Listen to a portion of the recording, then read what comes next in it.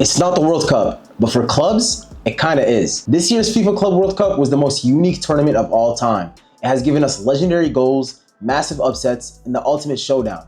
Europe versus the rest of the world. Today I'm breaking down the 2025 FIFA World Cup in 7 minutes. But before we get into that, let's rewind. What exactly is the Club World Cup? Well, before it, there was the Intercontinental Cup, a yearly clash between the champions of Europe and South America. But it didn't include clubs from Africa, Asia, or North America. So in 2000, FIFA launched the Club World Cup Championship in Brazil. The idea, it was to bring together the champions from every continent. Corinthians, Vasco da Gama, Real Madrid. It started with a bang, but after the first tournament, it disappeared for 4 years. Well, FIFA brought it back in 2005. This time, the format was simple. Only 7 teams, champions from each continent's top competition, like the UEFA Champions League, Copa Libertadores, and AFC Champions League, plus a team from the host country. But let's be real, since its return, Europe has dominated. From 2007 to 2023, European clubs won 15 out of 17 titles. Teams like Barcelona, Real Madrid, Bayern Munich, Chelsea, and Liverpool made it look easy, especially Real Madrid. They won it 5 times, but it's not always smooth sailing. Remember 2012? Chelsea lost to Corinthians. 2010, Inter Milan barely scraped past TP Mazem. And let's not forget 2020, when Bayern beat Tigres, but it was closer than most expected. The magic of the Club World Cup, it's not just the giants, it's the underdogs. In the locations, from Morocco to Japan, UAE to Qatar, the tournament has traveled the globe, giving fans a taste of international club football like never before. But here's the twist. The Club World Cup as we know it, in 2025, it changed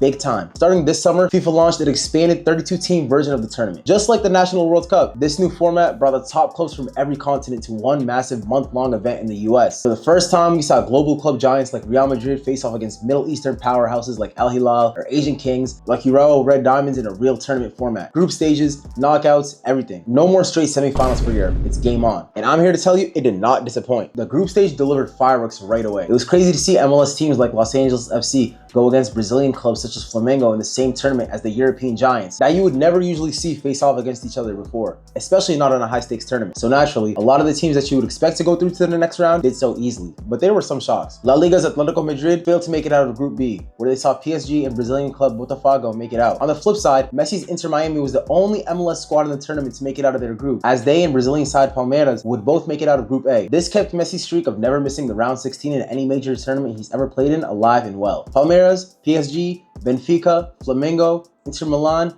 Dortmund, Man City, and Real Madrid would all go on to win their respective groups. The round of 16 is where the tournament really picked up. This is where there was clear world-class talent on display in any given match. This round also gave us one of the biggest shocks in football history. Yes, Saudi Arabian squad Al Hilal had knocked out Manchester City, one of Europe's giants, in a thriller of a match that needed extra time to solidify a winner. This would show the world that there was still a lot of talent in football outside of Europe. Another shock in this round, Brazilian squad Fluminense beating out Italian squad Inter Milan, who had just made the Champions League final, 2-0, setting up an intriguing semi-final showdown between 2 teams coming off major upsets, Al Hilal and Fluminense. PSG would thrash Inter Miami 4-0, which was no shock at all. Bayern would beat a resilient Flamengo squad 4-2. Real Madrid would handle business against Juventus, and Dortmund, Chelsea, and Palmeiras would all see themselves go through to the semifinals. On one side of the semifinal bracket, it was the battle of the underdogs, Palmeiras versus Chelsea and Fluminense versus Al Hilal. And on the other side, it was a battle of European powerhouses, PSG versus Bayern and Real Madrid versus Dortmund. In the Palmeiras versus Chelsea matchup, Chelsea would go up early thanks to a Cole Palmer goal. The Palmeiras showed mental toughness as they would equalize in the second half. But unfortunately, a Palmeiras own goal in the 83rd minute would give Chelsea the upper hand and ultimately see Chelsea through to the quarterfinals. Another match that would end 2-1 would be Fluminense eliminating Al Hilal in the battle of the underdogs. It was a great match, and what a tournament for Al Hilal. They definitely put the world on notice. On the other side of the bracket, in the battle of European royalty, PSG would defeat Bayern 2-0. Even with 2 red cards, PSG showed the quality that had them winning the Champions League not too long ago, as Ousmane Dembele would score this goal to send PSG through to the semi. And in the final semi-final matchup between Real Madrid and Dortmund, in a thriller of a game,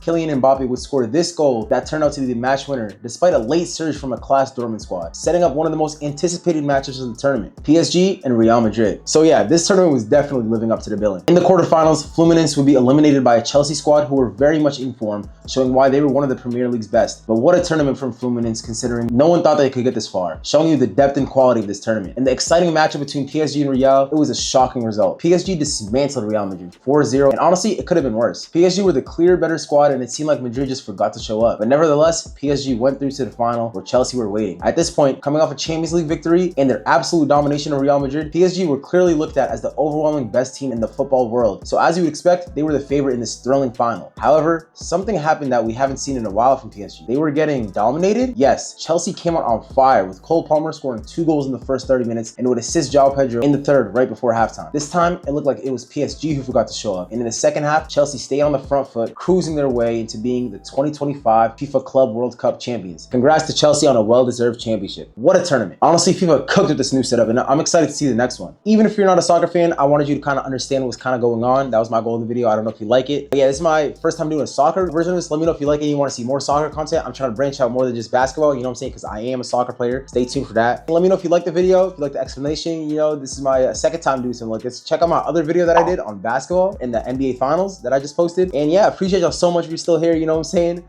We're just getting started with this. Make sure you hit that like, comment down below, let me know what you think. Hit that subscribe, and I'll see y'all in the next one. Peace.